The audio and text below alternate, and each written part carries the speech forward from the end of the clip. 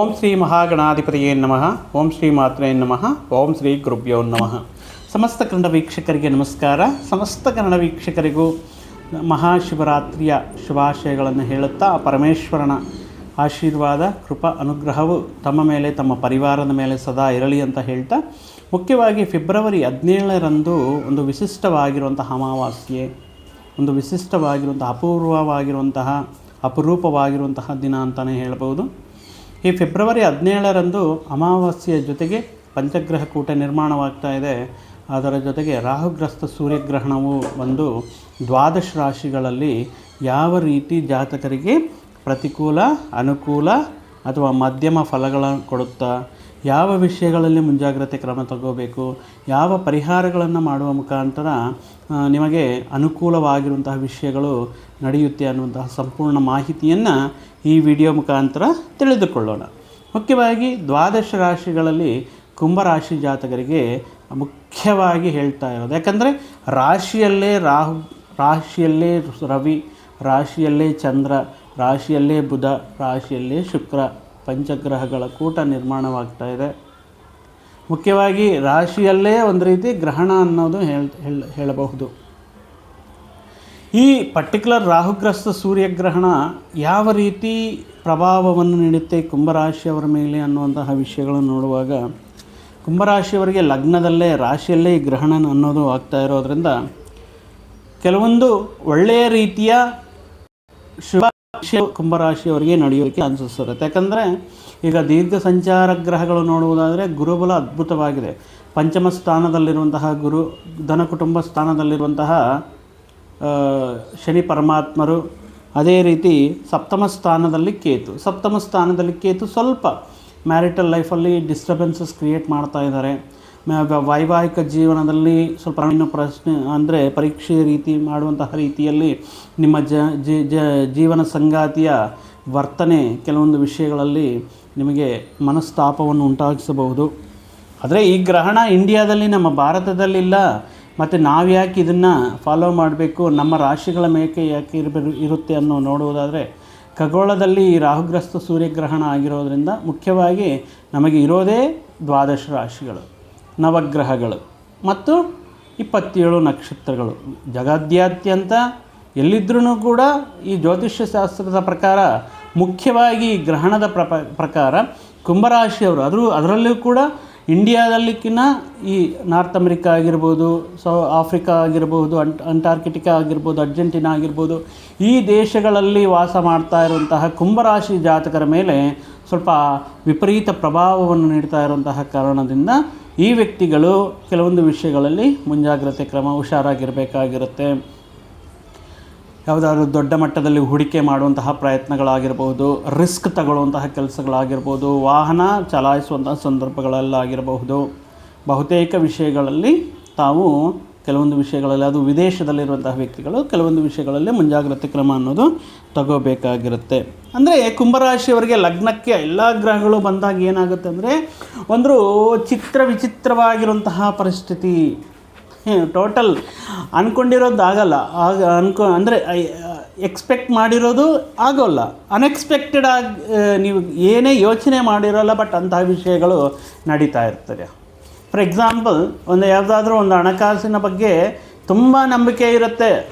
ಎಂತಹ ಪರಿಸ್ಥಿತಿ ಇದ್ರೂ ಕೂಡ ನನ್ನನಿಗೊಂದು ಫೋನ್ ಮಾಡಿ ಅನ್ನುವಂತಹ ವ್ಯಕ್ತಿ ಏನಾದರೂ ಹಣಕಾಸಿನ ವಿಷಯ ಅಥವಾ ಏನಾದರೂ ಸಹಾಯ ಬೇಕು ಅಂತಹ ಸಂದರ್ಭದಲ್ಲಿ ಫೋನ್ ಕೂಡ ಪಿಕ್ ಮಾಡಲ್ಲ.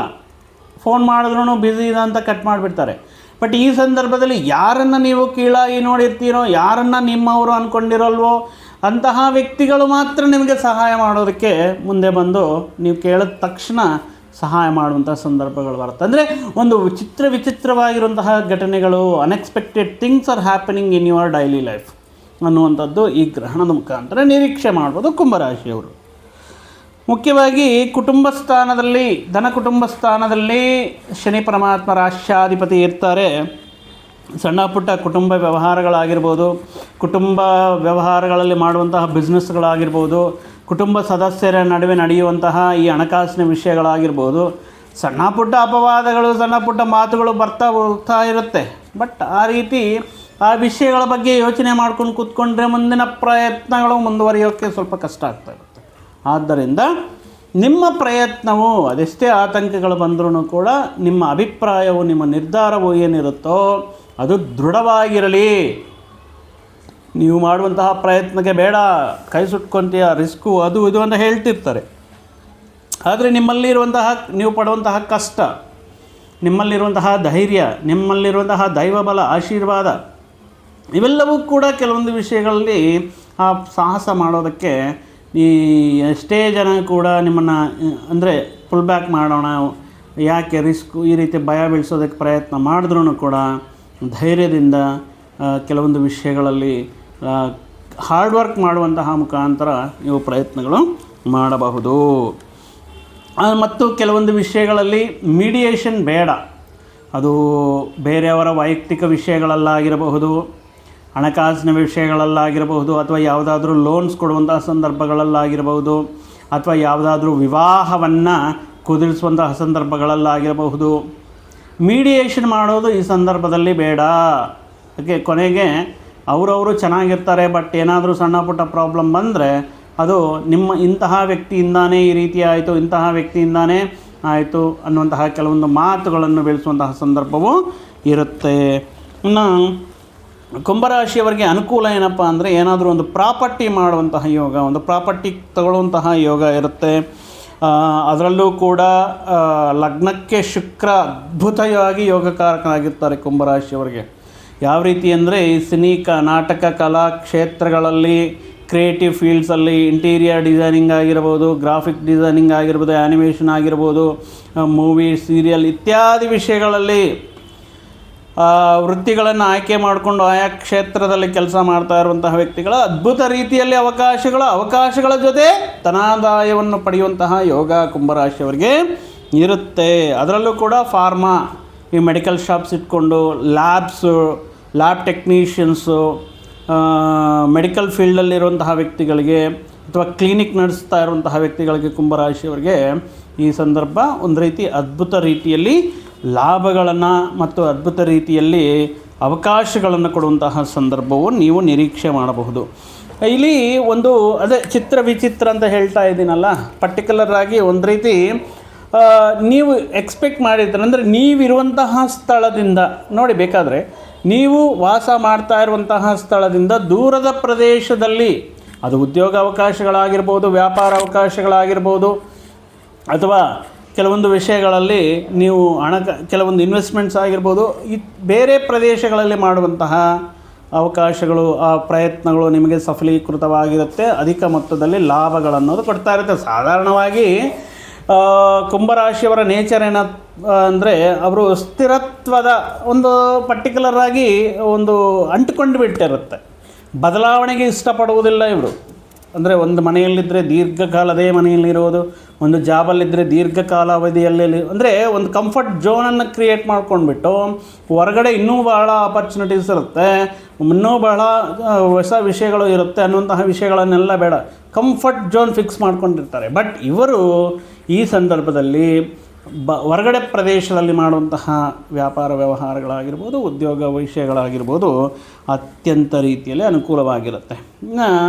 ಮತ್ತೊಂದು ಏನಪ್ಪ ಅಂದರೆ ಸಪ್ತಮದಲ್ಲಿ ಕೇತು. ಅದು ಮುಖ್ಯವಾಗಿ ಜಾತಕ ಚಕ್ರದಿಂದ ನೋಡುವುದಾದರೆ ಅಥವಾ ವೈಯಕ್ತಿಕ ಜಾತಕದಿಂದ ಗೋಚಾರದಿಂದ ನೋಡುವುದಾದರೆ ಸಪ್ತಮ ಕೇತು ಸ್ವಲ್ಪ ವೈವಾಹಿಕ ಜೀವನದಲ್ಲಿ ಸಮಸ್ಯೆಗಳು ಮತ್ತು ಅನರ್ಥಗಳಿಗೆ ದಾರಿ ಮಾಡಿಕೊಡುವಂಥ ಸಾಧ್ಯತೆ ಇರೋದರಿಂದ ಈ ಸಂದರ್ಭದಲ್ಲಿ ವಿವಾಹ ನಿರ್ಧಾರಗಳು ಮಾಡುವಂತಹ ಸಂದರ್ಭಗಳಲ್ಲಿ ಗುಣ ಹೊಂದಾಣಿಕೆ, ಜಾತಕ ಹೊಂದಾಣಿಕೆ ಇವು ತಪ್ಪದೇ ಮಾಡಿಸಲೇಬೇಕಾಗಿರುತ್ತೆ. ವಿವಾಹ ನಿರ್ಧಾರಗಳು ತಗೊಳ್ಳುವಂತಹ ಸಂದರ್ಭಗಳಲ್ಲಿ ಪ್ರತಿಯೊಂದು ಕೂಡ ಕಂಪ್ಯಾಟಿಬಿಲಿಟಿ ಆಗಿರ್ಬೋದು, ಅವರ ವ್ಯಕ್ತಿತ್ವ ಆಗಿರ್ಬೋದು, ಎವ್ರಿಥಿಂಗ್ ನಾವೀಗ ಜಾತಕ ಪರಿಶೀಲನೆ ಮುಖಾಂತರ ತಿಳ್ಕೊಬೋದು. ಈ ವಿಷಯಗಳ ಮುಖಾಂತರ ನೀವು ಮುಂದುವರಿಯೋದು ಉತ್ತಮವಾಗಿರುತ್ತೆ. ಅಂದರೆ ತುಂಬ ತಾಳ್ಮೆಯಿಂದ, ಅಂದರೆ ತಾಳ್ಮೆ ಜಾಸ್ತಿ ಕುಂಭರಾಶಿಯವರಿಗೆ. ಬಟ್ ಆದ್ರೂ ಕೂಡ ಈ ಸಂದರ್ಭದಲ್ಲಿ ಕೆಲವೊಂದು ವ್ಯಕ್ತಿಗಳು ಅಥವಾ ಕೆಲವೊಂದು ಸಂದರ್ಭಗಳಲ್ಲಿ ನೀವು ತಗೊಳ್ಳುವಂತಹ ಕ್ಷಣಿಕಾವೇಶ ನಿರ್ಧಾರಗಳಾಗಿರ್ಬೋದು, ಮಾತುಗಳಾಗಿರ್ಬೋದು ಸ್ವಲ್ಪ ಒಂದು ಕನ್ಫ್ಯೂಷನ್, ಗೊಂದಲವನ್ನು ಸೃಷ್ಟಿ ಮಾಡುವಂತಹ ಸಂದರ್ಭಗಳು ಬರ್ತಾ ಇರುತ್ತೆ. ಆದ್ದರಿಂದ ಸ್ವಲ್ಪ ತಾಳ್ಮೆಯಿಂದ, ಸ್ವಲ್ಪ ಸಹನೆಯಿಂದ ಇರಬೇಕಾಗಿರುವಂತಹ ಸಮಯ. ಯಾಕಂದರೆ ಇದೊಂದು ರೀತಿ ತಾಳ್ಮೆಗೆ ಪರೀಕ್ಷೆ ನೀಡುವಂತಹ ರೀತಿಯಲ್ಲಿ ಕೆಲವೊಂದು ವ್ಯಕ್ತಿಗಳು, ಕೆಲವೊಂದು ಪರಿಸ್ಥಿತಿ, ಕೆಲವೊಂದು ಸಂದರ್ಭಗಳಲ್ಲಿ ನೀವು ವಾತಾವರಣ ಏನಿರುತ್ತೋ ಸ್ವಲ್ಪ ಆ ಥರದಲ್ಲಿ ತಗೊಳ್ಳುವಂತಹ ನಿರ್ಧಾರಗಳಿಗೆ ಚಾನ್ಸಸ್ ಇರೋದರಿಂದ ಸ್ವಲ್ಪ ತಾಳ್ಮೆಯಿಂದ ಪ್ರಯತ್ನಗಳು ಮಾಡಬೇಕಾಗಿರುತ್ತೆ. ನೀವು ಮಾಡುವಂತಹ ವೃತ್ತಿ ಉದ್ಯೋಗಗಳಲ್ಲಿ ಮುಖ್ಯವಾಗಿ ವಿಪರೀತವಾಗಿರುವಂತಹ ಒತ್ತಡ ಅನ್ನೋದಿರುತ್ತೆ. ಆ ಒತ್ತಡದಿಂದ ನೀವು ಕೆಲಸ ಮಾಡ್ತಾ ಇರುವಂತಹ ಸಮಯವೂ ಅಧಿಕವಾಗಿರುತ್ತೆ. ಮುಖ್ಯವಾಗಿ ಆರೋಗ್ಯದ ಬಗ್ಗೆ ಸರಿಯಾಗಿ ಇರುವಂಥ ಟೈಮ್ಗೆ ಸರಿಯಾಗಿ ಆಹಾರವನ್ನು ಸೇವನೆ ಮಾಡದೆ, ನಿದ್ದೆ ಕಮ್ಮಿ ಇತ್ಯಾದಿ ವಿಷಯಗಳಿಂದ ಆರೋಗ್ಯ ಸಮಸ್ಯೆಗಳು ಬರುವಂತಹ ಚಾನ್ಸಸ್ ಇರೋದರಿಂದ ಆರೋಗ್ಯದ ಬಗ್ಗೆ ಮತ್ತು ಕೆಲವೊಂದು ವ್ಯಕ್ತಿಗಳು ನಿಮ್ಮನ್ನು ತಪ್ಪು ದಾರಿ ಹಿಡಿಸುವಂತಹ ಮುಖಾಂತರ ಹಣಕಾಸಿನ ವಿಷಯಗಳಲ್ಲಿ ಮುಂಜಾಗ್ರತೆ ಕ್ರಮ ತಗೋಬೇಕಾಗಿರುತ್ತೆ. ಶುಕ್ರ ಮಾತ್ರ ಅದ್ಭುತವಾಗಿ ಯೋಗಕಾರಕರಾಗಿರ್ತಾರೆ. ಒಂದು ರೀತಿ ಒಂದು ಲಕ್ಸುರಿ ಲ್ಯಾವಿಶ್ ಲೈಫ್ ಸ್ಟೈಲ್ನ ಒಂದು ಎಲ್ಲಾದರೂ ಒಂದು ಫಂಕ್ಷನ್ಗೆ ಹೋದರೆ ನೀವೇ ಒಂದು ಕೇಂದ್ರ ಬಿಂದುವಾಗಿ ಸೆಂಟರ್ ಆಫ್ ಅಟ್ರಾಕ್ಷನ್ ಆಗಿ ನಿಮ್ಮ ಮಾತಿಗೆ ಬೆಲೆ ಕೊಡೋದಾಗಿರ್ಬೋದು, ಒಂದು ಲ್ಯಾವಿಶ್ ಲೈಫ್ ಸ್ಟೈಲ್ ಆಗಿರ್ಬೋದು, ಒಬ್ಬ ಹೊಸ ಸ್ತ್ರೀ ಪರಿಚಯ ಅವರಿಂದ ಅದು ಮತ್ತೊಂದು ಹಂತಕ್ಕೆ ಪ್ರೀತಿ ಪ್ರೇಮ ವ್ಯವಹಾರಗಳಿಗೆ ದಾರಿ ಮಾಡಿಕೊಡೋದಾಗಿರ್ಬೋದು, ಅಥವಾ ಲಗ್ನದಲ್ಲಿ ಶುಕ್ರ ಇರೋದರಿಂದ ಸ್ತ್ರೀ ಸೌಖ್ಯ ಅನ್ನೋದು, ಮತ್ತು ಕೆಲವೊಂದು ವಿಷಯಗಳಲ್ಲಿ ಹಣಕಾಸಿನ ಲಕ್ಷ್ಮೀ ಗ್ರಹ ಅಲ್ವಾ, ಹಣಕಾಸಿನ ಲಾಭಗಳಾಗಿರಬಹುದು. ಈ ರೀತಿ ವಿಷಯಗಳನ್ನೋದು ನಾವು ನೋಡಬಹುದು. ತುಂಬ ಚೆನ್ನಾಗಿರುತ್ತೆ. ಇನ್ನು ಕುಜ ಇವರಿಗೆ ಹಣಕಾಸಿನ ನೀಡೋದ್ರಲ್ಲಾಗಿರ್ಬೋದು, ಸಕ್ಸಸ್ ನೀಡೋದ್ರಲ್ಲಾಗಿರ್ಬೋದು, ಎಲ್ಲ ರೀತಿಯಲ್ಲಿ ಇದ್ರೂ ಕೂಡ ಈ ಆಪ್ತರ ಜೊತೆ ಅಥವಾ ಬಂಧುಗಳ ಜೊತೆ, ರಿಲೇಟಿವ್ಸ್ ಜೊತೆ ಕೆಲವೊಂದು ಸಂದರ್ಭಗಳಲ್ಲಿ ವಿವಾದಗಳು ಮತ್ತು ಕೆಲವೊಂದು ವಿಷಯಗಳಲ್ಲಿ ತಕರಾರು ಇಟ್ಕೊಂಡು ಸುಖ ಸುಮ್ಮನೆ ನಿಮ್ಮ ಮೇಲೆ ಆರೋಪಗಳು ಅಥವಾ ಕೆಲವೊಂದು ನಿಮ್ಮನ್ನು ಮನಸ್ಸು ನೋಯಿಸುವಂಥ, ಅವಮಾನಿಸುವಂತಹ ಮಾತುಗಳು ಆಡುವಂತಹ ಸಂದರ್ಭಗಳಿರೋದ್ರಿಂದ ಸ್ವಲ್ಪ ವಿರೋಧ ಅನ್ನೋದಿರುತ್ತೆ. ಸೊ ಮತ್ತೊಂದು ಏನಪ್ಪ ಅಂದರೆ ಅಧಿಕವಾಗಿ ಪ್ರಯಾಣಗಳು ಮಾಡಬೇಕಾಗಿರುತ್ತೆ. ಪ್ರಯಾಣಗಳು ಅನ್ಎಕ್ಸ್ಪೆಕ್ಟೆಡ್ ಆಗಿ ಲಾಂಗ್ ಜರ್ನಿ ಮಾಡಬೇಕಾಗಿರುತ್ತೆ. ಈ ಪ್ರಯಾಣಗಳ ಮುಖಾಂತರ ನೀರಿನ ವ್ಯತ್ಯಯ, ಆಹಾರದ ವ್ಯತ್ಯಯ ಇತ್ಯಾದಿ ವಿಷಯಗಳಿಂದ ಆ ಪರಿಣಾಮವು ಆರೋಗ್ಯದ ಮೇಲೆ ಬೀಳೋದ್ರಿಂದ ಆರೋಗ್ಯದ ಬಗ್ಗೆ ಗಮನದಲ್ಲಿ ಇರಬೇಕಾಗಿರುತ್ತೆ. ಇನ್ನು ಲಗ್ನಕ್ಕೆ ರವಿ ಬರ್ತಾ ಇದ್ದಾರೆ, ರಾಶಿಗೆ ರವಿ ಬರ್ತಾ ಇದ್ದಾರೆ. ರವಿ ಪಿತೃಕಾರಕ ಅಂತ ಹೇಳ್ತಾ ಇರ್ತೇವೆ. ಅದಕ್ಕೆ ಅಧಿಕಾರಕ್ಕೆ, ಆರೋಗ್ಯಕ್ಕೆ ಅಧಿದೇವತೆ ಆಗಿರುವಂತಹ ರವಿಗ್ರಹವು ಲಗ್ನಕ್ಕೆ ಬರುವುದರಿಂದ ಮುಖ್ಯವಾಗಿ ಅದೇ ಸರಿಯಾಗಿ ಟೈಮ್ಗೆ ಊಟ ಮಾಡದೇ ಇರುವಂತಹ ವಿಪರೀತವಾಗಿರುವಂತಹ ಪ್ರಯಾಣಗಳಾಗಿರ್ಬೋದು, ಅಥವಾ ಕೆಲಸದ ಒತ್ತಡ ಆಗಿರ್ಬೋದು, ತುಂಬ ಸುಸ್ತಾಗೋದಾಗಿರ್ಬೋದು, ಬಂಧು ಮಿತ್ರಗಳ ಜೊತೆಗೆ ವಿರೋಧ ಇಟ್ಕೊಳ್ಳೋದಾಗಿರ್ಬೋದು. ಅಂದರೆ ನಿಮ್ಮ ತಾಳ್ಮೆಗೆ ಏನೋ ಪರೀಕ್ಷೆ ಮಾಡ್ತಾ ಇದ್ದಾರೆ. ಯಾವಾಗಲೂ ಈ ರೀತಿ ಮಾತಾಡೋರಲ್ವಲ್ಲ, ಯಾವಾಗಲೂ ಕೂಡ ಈ ರೀತಿ ವರ್ತನೆ ಮಾಡಲ್ವಲ್ಲ, ಯಾಕೆ ಈ ರೀತಿ ಮಾಡ್ತಾ ಇದ್ದಾರೆ, ಯಾಕೆ ನನ್ನ ತಾಳ್ಮೆಗೆ ಪರೀಕ್ಷೆ ಮಾಡ್ತಾ ಇದ್ದಾರೆ ಅನ್ನುವ ರೀತಿಯಲ್ಲಿ ಕೆಲವೊಂದು ವ್ಯಕ್ತಿಗಳ ಸ್ವಭಾವ ಈ ಸಂದರ್ಭದಲ್ಲಿ ನಿಮಗೆ ತಾಳ್ಮೆಗೆ ಪರೀಕ್ಷೆ ನೀಡುವ ರೀತಿಯಲ್ಲಿ ಇರುತ್ತೆ. ಶುಕ್ರ ಅದ್ಭುತವಾಗಿ ಯೋಗಕಾರಕನಾಗಿರೋದ್ರಿಂದ, ಕುಜ ಕೆಲವೊಂದು ವಿಷಯಗಳಲ್ಲಿ ಅನುಕೂಲವಾಗಿರೋದ್ರಿಂದ, ಗುರುಬಲ ಇರೋದ್ರಿಂದ ಒಟ್ಟಾಗಿ ಗ್ರಹಣದ ಮುಖಾಂತರ 70% ತುಂಬ ಚೆನ್ನಾಗಿರುತ್ತೆ. ಇನ್ನು ರಿಮೈನಿಂಗ್ 30% ಮಾತ್ರ ಆರೋಗ್ಯ, ಕೆಲವೊಂದು ವಿಷಯಗಳಲ್ಲಿ ಬಂಧು ಮಿತ್ರಗಳ ಜೊತೆ ಆಗುವಂತಹ ವಿರೋಧಗಳಾಗಿರ್ಬೋದು, ಈ ಕ್ಷಣಿಕಾವೇಶದಲ್ಲಿ ತಗೊಳ್ಳುವಂತಹ ನಿರ್ಧಾರಗಳ ಮುಖಾಂತರ ಒಂದು 30% ಸ್ವಲ್ಪ ಪರಿಹಾರಗಳ ಮುಖಾಂತರ ಸರಿ ಮಾಡ್ಕೋಬೇಕಾಗಿರುತ್ತೆ. ರಿಮೈನಿಂಗ್ 70% ಈ ಕುಂಭರಾಶಿಯವರಿಗೆ ಗ್ರಹಣದ ಮುಖಾಂತರ ಲಗ್ನಕ್ಕೆ ಗ್ರಹಗಳು ಬರೋದರಿಂದ ಅನುಕೂಲನೇ. ಯಾವುದೇ ರೀತಿ ಚಿಂತೆ ಮಾಡುವಂತಹ, ಟೆನ್ಷನ್ ಬೀಳುವಂತಹ ಅವಶ್ಯಕತೆ ಇಲ್ಲ. ಪರಿಹಾರಗಳ ವಿಷಯಕ್ಕೆ ಬಂದರೆ ಪ್ರತಿ ದಿನವೂ ಕೂಡ ಸಾಧ್ಯವಾದಷ್ಟು ಬೆಳಗ್ಗೆ ಸಾಯಂಕಾಲ ಮನೆಯಲ್ಲಿ ಶ್ರೀ ಮಹಾವಿಷ್ಣು ಸಹಸ್ರನಾಮವನ್ನು ಪಠನೆ ಮಾಡೋದು ಅಥವಾ ಕೇಳುವುದರಿಂದ ನಿಮಗೆ ಮತ್ತಷ್ಟು ಅದ್ಭುತವಾಗಿರುವಂತಹ ಫಲಗಳು ಸಿಗುತ್ತೆ. ಇನ್ನು ದತ್ತಾತ್ರೇಯ ಆರಾಧನೆ ಮತ್ತು ದತ್ತಾತ್ರೇಯಕ್ಕೆ ದಕ್ಷಿಣಾಮೂರ್ತಿ ದೇವರನ್ನು ಆರಾಧನೆ ಮಾಡೋದು, ದಕ್ಷಿಣಾಮೂರ್ತಿ ದೇವಸ್ಥಾನಗಳಿಗೆ ದಕ್ಷಿಣಾಮೂರ್ತಿ ಅನುಗ್ರಹ ಆಶೀರ್ವಾದದಿಂದ ಮತ್ತಷ್ಟು ಅನುಕೂಲವಾಗಿರುತ್ತೆ. ಈ ಸಂದರ್ಭದಲ್ಲಿ ಪರ್ಟಿಕ್ಯುಲರ್ ಆಗಿ ಲಗ್ನಕ್ಕೆ ರಾಹು ಬರ್ತಾ ಇರೋದರಿಂದ ದುರ್ಗಾದೇವಿಯ ಅನುಗ್ರಹ ಬೇಕಾಗಿರುತ್ತೆ. ಬೆಳಗ್ಗೆ ರಾಹು ಗಾಯತ್ರಿ ಮಂತ್ರ ಆಗಿರಬಹುದು, ಅಥವಾ ರಾಹುಗೆ ಸಂಬಂಧಪಟ್ಟಿರುವಂತಹ ದುರ್ಗಾಮಾತೆಯ ಆರಾಧನೆ, ಪ್ರತಿದಿನವೂ ಬೆಳಗ್ಗೆ ಓಂ ದುಂ ದುರ್ಗಾಯೈ ನಮಃ ಅನ್ನುವಂತಹ ಮಂತ್ರವನ್ನು 108 ಬಾರಿ ಜಪ ಮಾಡುವುದರಿಂದ ಕುಂಭರಾಶಿಯವರಿಗೆ ಮತ್ತಷ್ಟು ಶುಭ ಫಲಗಳು ನಿಮ್ಮ ಜೀವನದಲ್ಲಿ ಸಿಗುತ್ತೆ ಅಂತ ಹೇಳ್ತಾ, ಮತ್ತೊಂದು ಬಾರಿ ಆ ಪರಮಶಿವನ, ಆ ಮಹೇಶ್ವರನ, ಆ ಶ್ರೀಮನ್ನಾರಾಯಣನ ಆಶೀರ್ವಾದವು ಸದಾ ನಿಮ್ಮ ಜೀವನದಲ್ಲಿ ನಿಮ್ಮ ಮೇಲೆ ಇರಲಿ ಅಂತ ಹೇಳ್ತಾ, ಮತ್ತೊಂದು ವಿಡಿಯೋ ಜೊತೆಗೆ ಮತ್ತೊಂದು ಆಸಕ್ತಿಕರ ವಿಷಯದ ಜೊತೆಗೆ ನಿಮ್ಮ ಮುಂದೆ ಮತ್ತೆ ಬರ್ತೀನಿ. ಅಲ್ಲಿಯವರೆಗೂ ಸರ್ವೇ ಜನಾಂ ಸುಖಿನೋ ಭವಂತು, ಸಮಸ್ತ ಸನ್ಮಂಗಳಾನಿ ಭವಂತು. ಜೈ ಶ್ರೀ